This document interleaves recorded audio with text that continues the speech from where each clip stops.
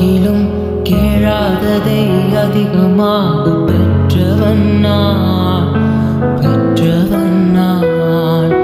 கேட்டதை பார்க்கிலும் கேளாததை அதிகமாக பெற்றவன் நான், பெற்றவன் நான்.